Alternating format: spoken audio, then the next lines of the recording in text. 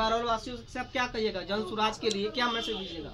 मैं अरवल वासियों से पहले भी आवाज़ भी मैं अपील करूंगा कि अपने अरवल के सर्वांगीण विकास के लिए आप लोग जाति पाति मजहब धर्म दलगत भावना से ऊपर उठकर जन सुराज में जुड़िए। लालू जी के डर से भाजपा के डर से लालू जी को लोग वोट करता था, लेकिन आज के दौर में जन सुराज पार्टी बिहार में प्रशांत किशोर जी के नेतृत्व में तीसरा मोर्चा के रूप में जनता देख रही है और जनता इसे स्वीकार भी रहा है और जनता इसे जुड़ने के लिए आ भी रहे हैं, जुट भी रहे हैं, लोगों को बता भी रहे हैं। लगभग 2 वर्षों से सर आपका जन स्वराज का प्रचार हो रहा है और जो उपचुनाव हुआ उसमें तो आपका देखा गया कहीं एक भी नहीं खाता खुला। आप देख सकते हैं उससे ज़्यादा तो निर्दलीय लड़ता है वो वोट काट लेता है। ये भी कह रही है ना कि जिस पार्टी के सलाहकार बने वो सब पार्टी लुटेरा ही बना, इन सलाह ही लूटने के लिए देते थे, ये भी लूटेंगे। जन सुराज नहीं है, धन सुराज है। जन सुराज इसीलिए आया है कि प्रशांत किशोर जी ने जिनको सलाह दिए वो प्रधानमंत्री मुख्यमंत्री बने, वह बनने के बाद में व्यवस्था परिवर्तन स्वच्छ शिक्षा नहीं देने के कारण ही जन सुराज प्रशांत जी बनाए। तो कभी भी खुल करके बीजेपी के विरोध नहीं करते, जब करते तेजस्वी करते, जबकि तेजस्वी के देखिएगा तो तकरीबन 20 वर्षों से सत्ता में नहीं, उसके बाद भी क्या पड़ा हुआ है कि तेजस्वी को टारगेट होता है। जब जी भूमि सुधार अगर वर्तमान सरकार करता तो आपको मोटेशन में 4,000 5,000 रुपया खुलेआम नहीं वसूलता बिचौलियों के माध्यम से। प्रशांत किशोर जी कहते कि भिक्षाटन कीजिए, जनता के बीच में जाइए और भीख मांगिए। क्या आप लोग मांग रहे हैं? अब जाके बेलखारा में देखिए तो प्रगति यात्रा के नाम पर जनता की पैसा को गलत तरह से उगाही किया जाता है। एक चेक डैम जब जिला परिषद का माध्यम से बनता है तो 11 लाख का 12 लाख का प्रकलन बनता है। अब मुख्यमंत्री जी का जो वही चेक डैम बन रहा है हूबहू तो 3.5 करोड़ का प्रकलन है और उसका उद्घाटन होगा। क्या वो लूट नहीं है? जनता की पैसा को लूट नहीं रहे हैं? प्रगति है, आप लूट आप न कह रहे हैं, प्रगति है। सुशासन का सरकार हो, प्रगति। अब हमको प्रगति कैसा? अरवल जिला में 64 ग्राम पंचायत है, 3 नगर परिषद है जो नगर परिषद में समाहित हुआ और 1 नगर पंचायत कुर्था हुआ। 64 पंचायत को आप एक पंचायत दिखा कर विकास की यही ना दिखाइएगा। एक पंचायत में विकास कर दिए तो 63 पंचायत का हो गया। 63 पंचायत जब सींचता ना सर तो 1-2 पकड़ा जाता है और सींच गया तो पूरा सींच गया मान लिया जाता है और सींच भी जाता है। वार्ड के वार्ड सदस्य को बांट लिया जाता है, उस वार्ड के पंच के लिया जाता है, यानी जो सरकार के साथ में जुड़ा हुआ है उसको लिया जाता है। तो क्या कहे को नहीं बोलेगा जी?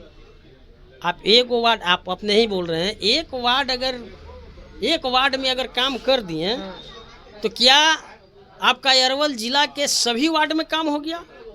उस पंचायत के सभी वार्ड में वो काम हो गया? क्या उस पंचायत में सभी वार्ड में उसी प्रकार का काम दिखाई दे रहा है? तो 5 उंगली बराबर थोड़ी है कि सब बराबर दिखाई देगा। बस तो वही कहिए ना कि सौतलापन व्यवहार है 63 पंचायत के साथ। नमस्कार दोस्तों, मैं सुशील कुमार सिंह और आप देख रहे हैं संविधान तक। इस वक्त मेरी मौजूदगी अरवल जिला में है और मेरे साथ जन सुराज के प्रदेश के कोर कमेटी के सदस्य हैं और पूर्व जिला अध्यक्ष हैं और वर्तमान में अधिवक्ता हैं।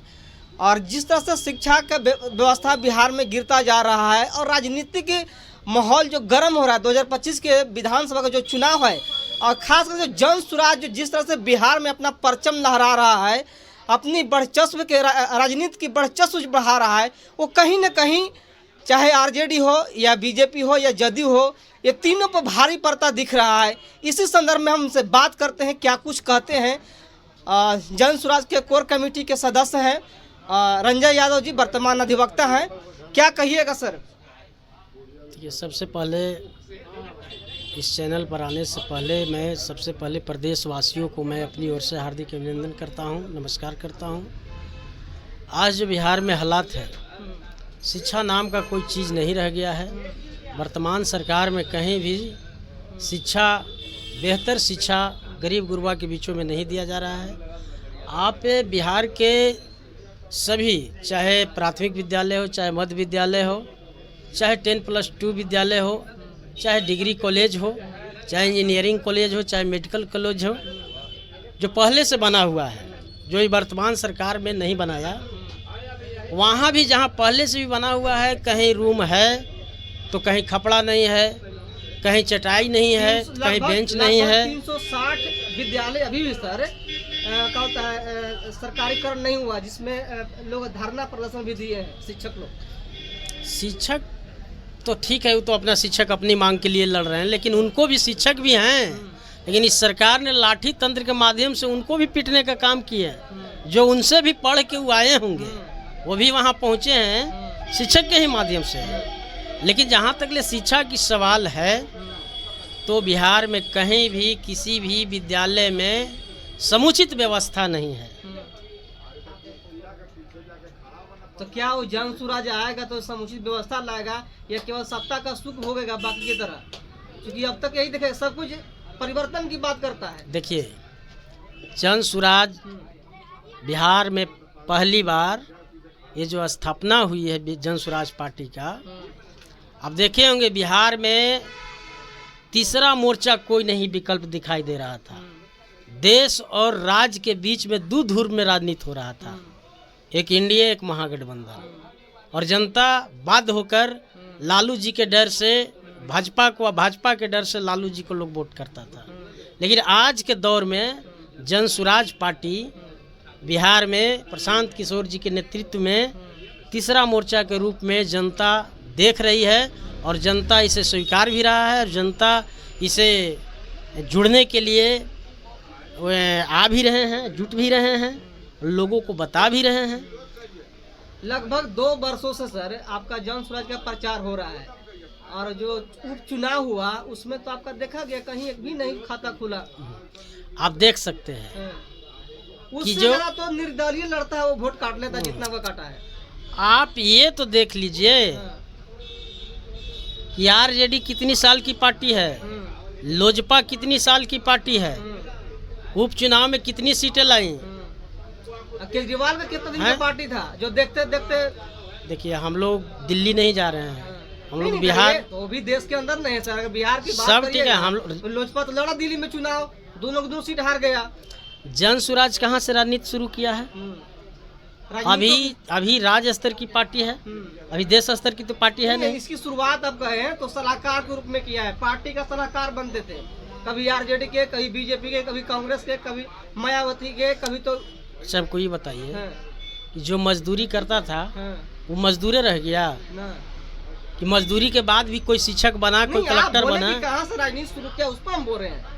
हम लोग बिहार से, जन स्वराज पार्टी बिहार से आया है, बिहार में स्थापना हुई है, और बिहार के सर जनता ये भी कह रही है ना कि जिस पार्टी के सलाहकार बने और सब पार्टी लुटेरा ही बना, इन सलाह ही लूटने के लिए देते थे, ये भी लूटेंगे। जन स्वराज नहीं है, धन स्वराज है।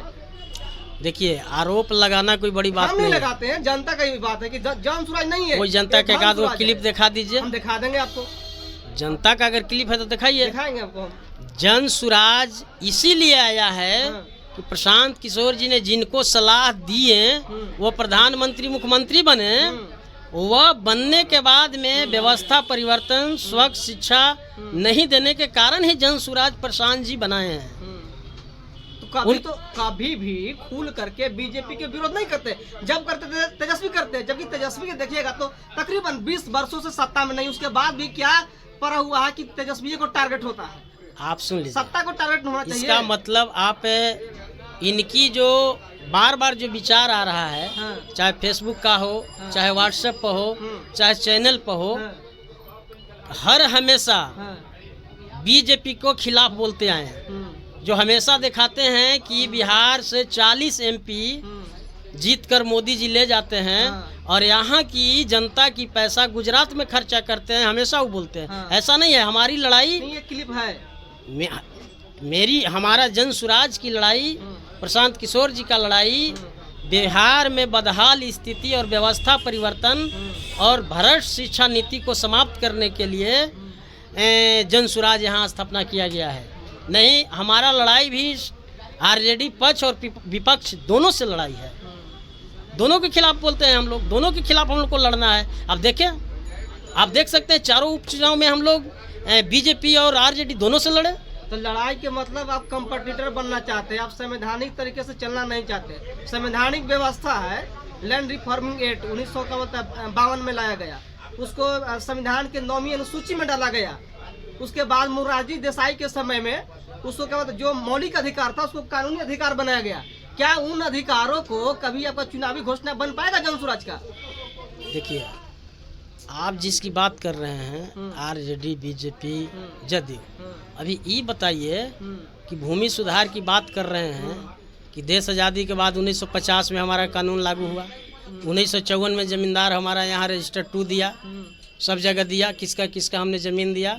उसके बाद जो ज़मीन क्या है, उसके बाद में सत्ता कितना साल कांग्रेस के हाथ में रहा, कितना साल आरजेडी के हाथ में रहा, उन्मूलन तो कांग्रेस कितना साल आपको आरजेडी के हाथ में रहा, कितना साल आपको जदयू के हाथ में रहा। आज चले जाइए दफ्तर में, चाहे अंचल स्तर पर चले जाइए, चाहे DCLR के स्तर पर चले जाइए, चाहे ADM के स्तर पर चले जाइए। आज जब ये भूमि सुधार अगर वर्तमान सरकार करता तो आपको मोटेशन में 4-4 हज़ार 5-5 हज़ार रुपया खुलेआम नहीं वसूलता बिचौलियों के माध्यम से।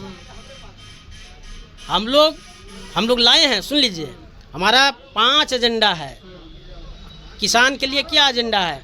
जो आज जो है JCB के माध्यम से मनरेगा का काम कराया जाता है और पैसा निकाला जाता है मजदूर का हाजिरी बना के, और काम होता है मशीन से, और पैसा निकलता है मजदूर के कागज़ पर। हमारा जो जन स्वराज का एजेंडा है किसान के लिए, कि जो किसान अच्छे खेती करना चाहते हैं उस मनरेगा की मजदूरों को मुफ्त में किसान की खेतों में काम कराएंगे और उसका पैसा हम लोग को यहाँ देंगे, नहीं कि हम लोग मशीन से कोड़वाएंगे और मजदूर के नाम पर पैसा निकालेंगे। आज वर्तमान सरकार, भारत सरकार और बिहार सरकार दोनों कर रहा है इस बात को, क्योंकि 40% वहाँ और 60% यहाँ। नहीं, मेरा सवाल ये नहीं था सर, मेरा सवाल था भागीदारी की बातें। जो हम लैंड रिफॉर्मिंग की बात कर रहे हैं, जो संविधान के 9वीं अनुसूची में जिक्र है, राज्य सरकार के पास पावर है लागू करने के लिए। जन स्वराज की अगर सत्ता आएगी, जन स्वराज बहुमत में आएगा, तो किसान की जितनी भी बुनियादी समस्याओं हैं उसको निदान करने के लिए खरा उतरेगा। पहले जनता, हम विश्वास जगा रहे हैं जन स्वराज पर, हम लोग अपील कर रहे हैं कि हम लोग अच्छा व्यवस्था देंगे और जो भ्रष्ट व्यवस्था है उसको परिवर्तन करने के लिए आप लोग सहयोग कीजिए। प्रशांत किशोर जी कहते कि भिक्षाटन कीजिए, जनता के बीच में जाइए और भीख मांगिए। क्या आप लोग मांग रहे हैं? बताइए, किसी भी मुहिम को चलाने के लिए, लोगों को संगठित करने के लिए, अगर यदि उस यहाँ की जनता अगर स्वेच्छा पूर्वक अगर अपनी कुछ देते हैं तो भिक्षाटन नहीं हुआ। तो भिक्षाटन कीजिए, कहे कि नहीं कहे? तो वो कहे ये नहीं, भिक्षाटन कीजिए, आप जनता के बीच में जाइए। आप यदि कमजोर है आर्थिक तौर पर तो आप उनसे चंदा लीजिए, अगर देने में समर्थ नहीं है तो उनसे सहमति लीजिए कि हम आपके लिए काम करेंगे। तो क्या आप लोग ऐसा कर रहे हैं कार्यकर्ता लोग? उनकी जो टास्क है वो टास्क को पूरा कर पा रहे हैं आप लोग? जन स्वराज के जितने भी कर्मठ सिपाही हैं वह जनता के बीच में जो पार्टी का शीर्ष नेता का जो निर्देश मार्गदर्शन है और जो पार्टी का एजेंडा है वह जनता के बीच में रखा जा रहा है। और हम लोग डिसिप्लिन और हम लोग अनुशासन में काम करते हैं, हम लोग अनुशासन तोड़ने का काम नहीं करते हैं। तो आज बैठक अब किए थे? हाँ, हम लोग किए हैं। आज बैठक किए हैं? बैठक इसी जो आप जो जनता की समस्या है, जो अरवल का, खास करके अरवल का जो शिक्षा का समस्या है, आपको किसान की समस्या है, आपके छात्र छात्राओं की समस्या है, शिक्षा के समस्या पर क्या चर्चा की है? देखिए, हम लोगों ने जनता के बीच में बताने का काम किया कि 15 साल तक के बच्चों को जन स्वराज की अगर सरकार आती है या न भी आती है तो हम लोग उसको 15 साल के बच्चों को मुफ्त में बेहतर शिक्षा देने का काम करेंगे। और जो हमारे ज़िला के अंदर में आप देखते होंगे कि हमेशा समस्या शिक्षा से जुड़ा हुआ रहा, कि आज हमारे ज़िला के मुख्यालय में आपको एक भी मेडिकल कॉलेज नहीं है, आपको एक भी डिग्री कॉलेज नहीं है, आपकी एक भी आदर्श 10+2 विद्यालय नहीं है। आप कहीं भी देखिए, कहीं जाइए तो बेंच है तो शिक्षक नहीं है। 2 को देखिए, एक ये है, घोषणा तो है आपका औलाद वाला। घोषणा कर देने से नहीं ना होता है, आप वहाँ व्यवस्था ना देखिएगा, घोषणा तो कुछ कर दीजिएगा। आप देख लीजिए डिग्री कॉलेज का घोषणा तो हो रहा है, कई करोड़ का हो रहा है, उतना करोड़ के बना हुआ है। अब जाके बेलखारा में देखिए तो प्रगति यात्रा के नाम पर जनता की पैसा को गलत तरह से उगाही किया जाता है। एक चेक डैम जब जिला परिषद का माध्यम से बनता है तो 11 लाख का 12 लाख का प्रकलन बनता है। अब मुख्यमंत्री जी का जो वही चेक डैम बन रहा है हूबहू तो 3.5 करोड़ का प्रकलन है और उसका उद्घाटन होगा। क्या वो लूट नहीं है? जनता की पैसा को लूट नहीं रहे हैं? प्रगति है, आप लूट आप न कह रहे हैं, प्रगति है। सुशासन का सरकार हो, प्रगति अब हमको प्रगति कैसा? अरवल जिला में 64 ग्राम पंचायत है, 3 नगर परिषद है जो नगर परिषद में समाहित हुआ और एक नगर पंचायत कुर्था हुआ। 64 पंचायत को आप एगो पंचायत दिखाकर विकास की यही ना दिखाइएगा। एक पंचायत में विकास कर दिए तो 63 पंचायत का हो गया। 63 पंचायत जब सींचता ना सर तो एक दो पकड़ा जाता है और सींच गया तो पूरा सींच गया मान लिया जाता है और सींच भी जाता है। तो पैसा तो सब पंचायत में जा रहा है ना विकास के लिए। आप विकास तो दिखाइए ना, जितना आप एगो में दिखा रहे हैं चमका तो आप लोग ही जनप्रतिनिधि हैं, आप भी बने हैं, वर्तमान में जो जनप्रतिनिधि वो भी है, वो कह रहे कि हमारे पंचायत में विकास हो गया। तो उस आधार पर तो सरकार मानने करेगी ना कि हाँ भाई चलिए अब 64 पंचायत है, किसी एक पंचायत में उद्घाटन करेंगे, आदर्श घोषित करेंगे उस पंचायत को। ओडीएफ भी घोषित किया गया, बेलाव को घोषित किया गया। आप ये बताइए उस पंचायत के सरपंच, माननीय मुखिया, माननीय उस क्षेत्र से जुड़े हुए जिला परिषद और वहाँ का वार्ड, वहाँ का समिति, जो भी आप कई गो क्लिप रखे हुए हैं कि लोग बोल रहे हैं कि विकास हो गया है। एक गांव बताया जा सकता है लेकिन उस पंचायत का पूरा गांव के लोग नहीं बता सकता है कि विकास हुआ है। जहाँ हो रहा है उस गांव और वार्ड के लोग बोल सकता है लेकिन उस पंचायत के सभी गांव के लोग नहीं बोल सकता है। आप एक आध को क्लिप दिखा दीजिए। आप उस वार्ड के वार्ड सदस्य को बांट लिया जाता है, उस वार्ड के पंच के लिया जाता है, यानी जो सरकार के साथ में जुड़ा हुआ है उसको लिया जाता है। तो क्या कहे को नहीं बोलेगा जी? आप एक वार्ड, आप अपने ही बोल रहे हैं, एक वार्ड में अगर काम कर दिए तो क्या आपका अरवल जिला के सभी वार्ड में काम हो गया? उस पंचायत के सभी वार्ड में वो काम हो गया? क्या उस पंचायत में सभी वार्ड में उसी प्रकार का काम दिखाई दे रहा है? तो 5 उंगली बराबर थोड़ी है कि सभी बराबर दिखाई देगा। बस तो वही कहिए ना कि सौतलापन व्यवहार है 63 पंचायत के साथ।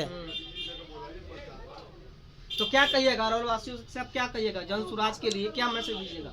मैं अरवल वासियों से पहले भी आवाज़ भी मैं अपील करूंगा कि अपने अरवल के सर्वांगीण विकास के लिए आप लोग जाति पाति मजहब धर्म दलगत भावना से ऊपर उठकर जन सुराज में जुड़िए और यहाँ बेहतर शिक्षा और बेहतर किसानों की खेती और बुजुर्गों का 2000 पेंशन और जो मुख्यालय में हमारा जो डिग्री कॉलेज नहीं है, आप देख सकते हैं कि सरकार में प्रत्येक साल जिला से 5000 10,000 विद्यार्थी इंटर पास करता है और मैट्रिक पास करता है और उसको नामांकन लेने के लिए 120 लोग का नामांकन होता है, जिसमें मात्र 2 गो जिला मुख्यालय से 45 किलोमीटर दूर पर लारी कॉलेज है और 20 किलोमीटर दूरी पर सिद्धेनी सिंह महाविद्यालय है, जो मात्र 120 का नामांकन होता है। बकिए जो है 4-5 हजार विद्यार्थी नामांकन के अभाव में इधर से उधर भटकते रहते हैं। सीट नहीं है उसमें भी आप देख सकते हैं हमारे जिला मुख्यालय में खास करके अगर नज़दीक है तो 2 विद्यालय है, एक फतेहपुर संडा महाविद्यालय है और एक गोदानी सिंह महाविद्यालय जो आपको जिला मुख्यालय में है। सरकार को कई बार कई तरीके से कई तरह से ध्यान आकृष्ट कराया गया, लेकिन सरकार जिसकी है या पहले भी सरकार थी, अगर आज तक उस महाविद्यालय को वित्त सहित में नहीं किया और यहाँ के लोग 45 किलोमीटर दूरी पर नामांकन करने के बाद भी संपूर्ण पास परीक्षा लोगों की नामांकन नहीं होती है। बहुत बड़ा अहम हमारा यहाँ का मुद्दा है। आज देखिए वर्तमान सरकार ने जो SC ST समाज से आते थे, जो OBC समाज से आते हैं, जो EBC समाज से आते हैं, या अन्य समाज से आते हैं, जो पहले से व्यवस्था था शिक्षा में कि इंजीनियरिंग, आपको मेडिकल, आपको उच्च शिक्षा के लिए छात्रवृत्ति दी जाती थी, जो कि यह वर्तमान सरकार ने साजिश और षड्यंत्र कर लोगों को शिक्षा से वंचित करने के लिए, गरीब गुरबा को आगे बढ़ने से रोकने के लिए छात्रवृत्ति की राशि बंद कर दिया गया और इसको पहले शिक्षा से वंचित कर रहा है ताकि आगे लोग नहीं बढ़े। हम बताते हैं आपको, जब आर्मी को मिलता था कौन कार्ड मिलता था जिस पर 40% और 60% और 50% छूट मिलता था, भूल गए? कहाँ मिला? मिलता था ना पहले, 13 से पहले मिलता था ना, उसको बंद किया गया। अच्छा ये बताइए, मैं अरे आर्मी का कार्ड क्या बिहार सरकार देता है कि भारत सरकार केंद्र सरकार देता है ना? केंद्र सरकार देता है। हम लोग लड़ रहे, हम लोग कहाँ आए हैं? बिहार सरकार में किसके डबल इंजन का सरकार है? तो मैं गलत बोल रहा हूँ क्या? डबल इंजन सरकार है, डबल इंजन की व्यवस्था है, उसी के आधार पर चल रहा है। जो बीपीएससी के छात्र पीटाया, लाठी खाया, किसके सरकार में खाया? वर्तमान सरकार। वर्तमान सरकार में बात न कर रहे हैं, यही सरकार भी केंद्र में है ना, राज्य में भी है। मेरी बात सुनिए, उन लोग देश के नाम पर, उन लोग राष्ट्रवाद के नाम पर शोषित वंचितों को, अकलियतों को, ओबीसी समाज के आर्थिक तौर पर शोषण और शैक्षणिक तौर पर शोषण हो रहा है। अरे भाई तो इसी बात को तो मैं बोल रहा हूँ। बोल रहे हैं इसी बात को लेकर के, लेकिन मेरी बात समझिए ना, आप जो बोले, आप क्या बोल रहे थे कि शिक्षा के लेकर के, कि नहीं? तो शिक्षा पर आप जो बोल रहे, तेजस्वी यादव खुद बोले, उन्हीं की योजना कब दोहरा रहे? वो भी कहा कि वृद्धा पेंशन हम 1500 देंगे, 2000 रुपया मान, माई बहन मान, सब योजना ला रहे हैं। अरे कब लाए आप समझिए? हाँ। जब जन सुराज ने अपनी एजेंडा में 2000 पेंशन जब रखा, जन सुराज के दल ने, तब उनकी भटकाने के लिए इन्होंने रखे हैं। आप पता तो कीजिए। हम पता तो किए हैं, आप ही के में पार्टी में जिला अध्यक्ष थे समस्तीपुर के, वो बोल रहे थे कि हमारी योजना को क्या बोलता है, जन सुराज कॉपी कर करके पार्टी चला रहे हैं। कौन बोले? तो शर्मा जी हैं, उनका हम बाइट लिए, बयान लिए। आप जो बोल रहे हैं कि जन सुराज के जिला अध्यक्ष बोले कि हमारे ही एजेंडा को, तो सही बात तो बोल रहे हैं कि मेरा जो एजेंडा आया। नहीं, वो ये नहीं बोल रहे थे, ये बोल रहे थे कि मेरा पर्सनल एजेंडा था, जो कुछ लागू किए प्रशांत किशोर जी, कुछ लागू किए तेजस्वी यादव और कुछ लागू किए नीतीश कुमार, और हम सीएम के कैंडिडेट के। देखिए, अब आप समस्तीपुर ले जा रहे हैं, हम उनका क्लिप तो देखे नहीं हैं। आपके कथनानुसार कितना सही है कितना गलत है, इस पर आकलन करना तो सही नहीं है। आम लोग बिहार की भ्रष्ट जो व्यवस्था है उसको परिवर्तन करने के लिए, जो शिक्षा में भ्रष्ट परीक्षा का व्यवस्था है उसको परिवर्तन करने के लिए, पेपर लीक है उसको रोकने के लिए, हाँ पेपर लीक में उसको अच्छा बेहतर तरीके से जन स्वराज की सरकार आएगी तो कानून बनाएगा। बस तो ये थे हमारे साथ रंजय जी। इनका साफ तौर पर कहना है कि बिहार में जिस तरह से भ्रष्टाचार है, जिस तरह से अत्याचार है, इनको कहीं न कहीं जन सुराज रोकने का काम करेगी। और आपको क्या लगता है 2025 के चुनाव में जन सुराज सत्ता में आ पाएगी या फिर बीच में गेम बिगाड़ने का काम करेगी या फिर केवल राजनीतिक हिस्सा बनने का काम करेगी? अपना प्रतिक्रिया कमेंट बॉक्स में जरूर जोड़ने का काम कीजिएगा। तब तक के लिए जय हिंद।